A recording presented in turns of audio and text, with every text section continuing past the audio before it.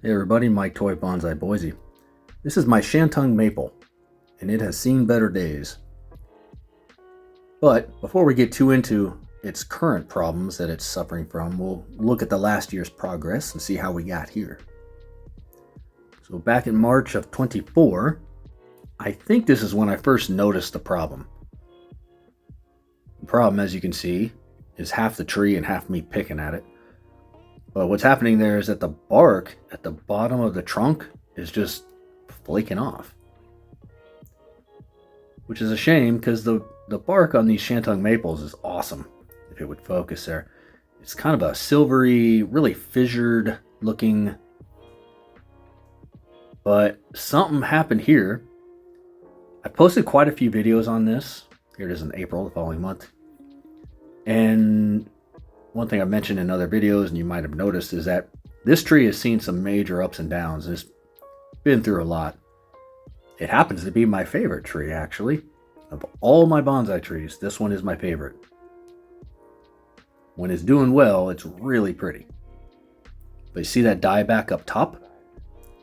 So at one point, the top died back, as you can see. And I think what happened is that moisture got in from the top. That's my theory currently,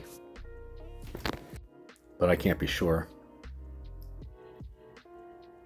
Here it is another month later in May. You can see it's doing fine. I mean, it's healthy. So no complaints there. These things are very resilient. You can kind of see the tie back there. And I'm going to address that in this video. But because of this dieback situation, both up top and below with the bark, it kind of, I guess, just sets me back on my plan because I had this sort of lean to it, as you can see. But now, where that bark is flaking off, it's like front and center on kind of the coolest part of the trunk, really. Because it had some good, decent, at least, flare out and taper.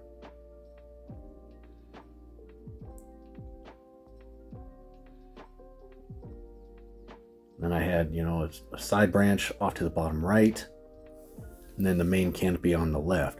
But now that, because of where it died back, I just have to rethink the whole thing now on position and style and all that. And I also have to cross my fingers and hope that this situation doesn't get any worse. You might have noticed a second ago that I tried putting some cut paste up there. I don't know if it helped or not. It didn't work as far as, stopping the bleeding, but hopefully it helped. So I'm just going to trim it up here so we can get a better look at the structure. I'm thinking I'll have to stand it more upright when I repot it.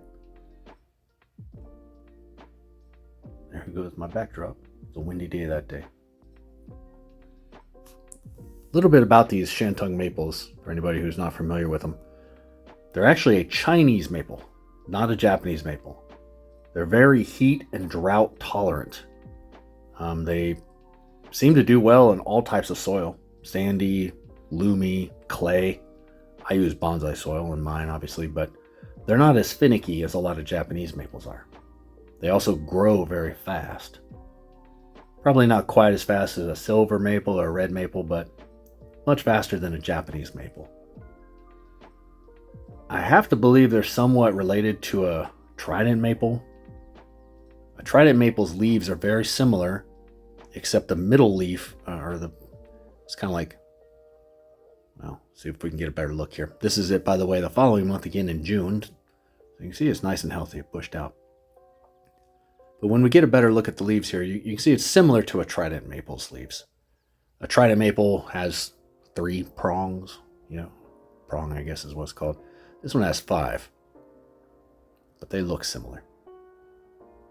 But otherwise, some other fun facts are that these are, like I said, they're very hardy. They can take a beating, which, as you can see, this one has taken a beating. I've had it longer than any other tree. I got it in 2009 when I was just starting to develop an interest in trees in general. Not even bonsai trees, just trees. I had it in a big flower pot for a long time. Then I planted it in the ground one year. Then I dug it up. Most of it died back when I dug it up because I did it at the wrong time of year. Had no idea what I was doing back then. This is like 2014. Then I planted it in the yard again. Stayed there for a couple of years. Then I moved in the peak of summer. Had to dig it up right in the peak of summer. Terrible time to do it. So it's seen some hard times. But as you can see, it won't give up.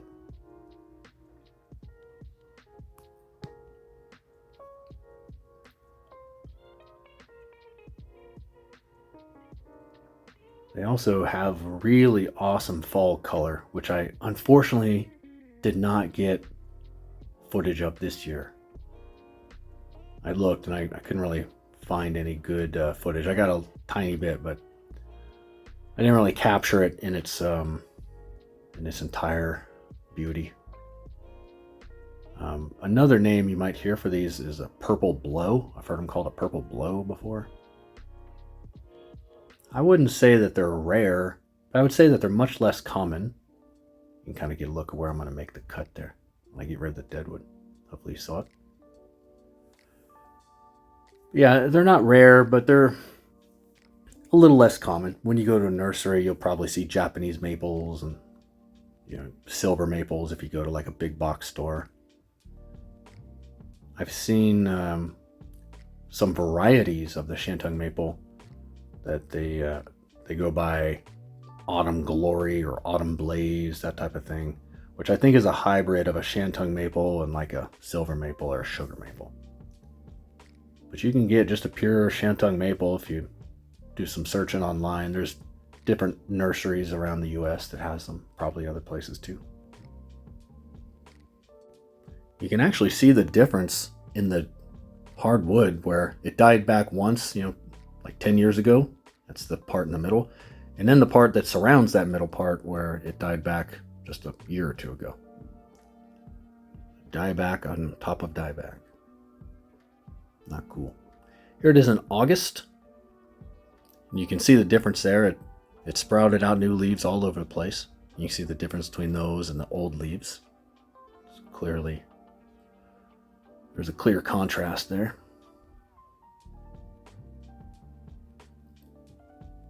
So yeah, on the bright side, it's definitely healthy and it's not skipping a beat as far as growth goes.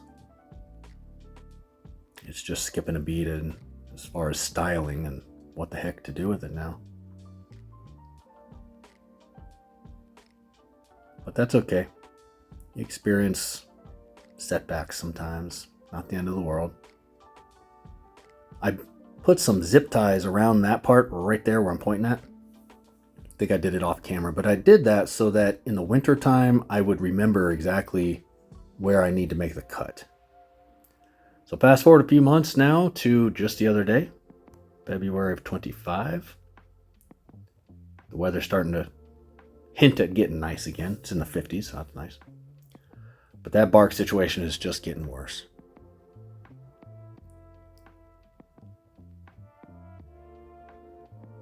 So what you'll see here is that there's the top part where the bark was flaking off and the bottom part, and there's a big crack running right down the middle that we'll see here in a second.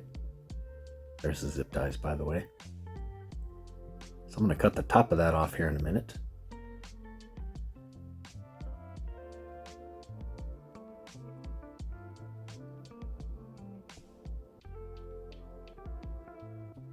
See that crack?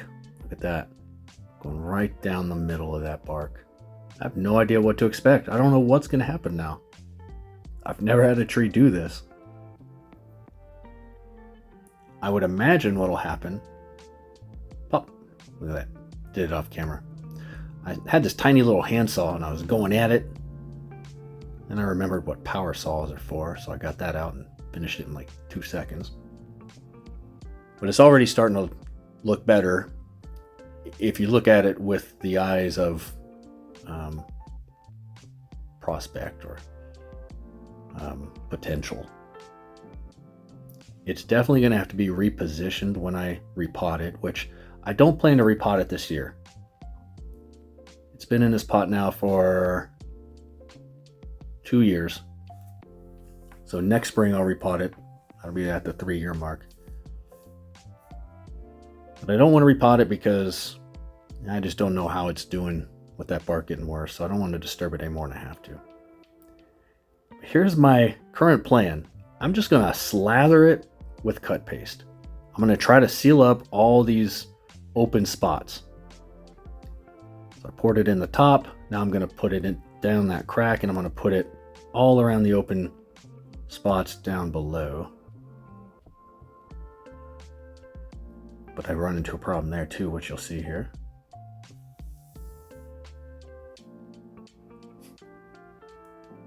It looks so bad. The problem, as I'm filling it with cut paste, it's just pouring down behind the trunk and out of the bottom right there.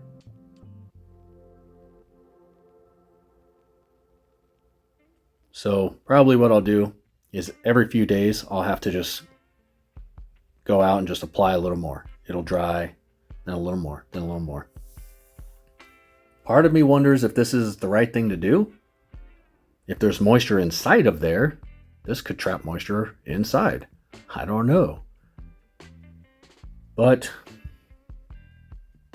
more is lost to inaction than wrong action. So I'm going to try it.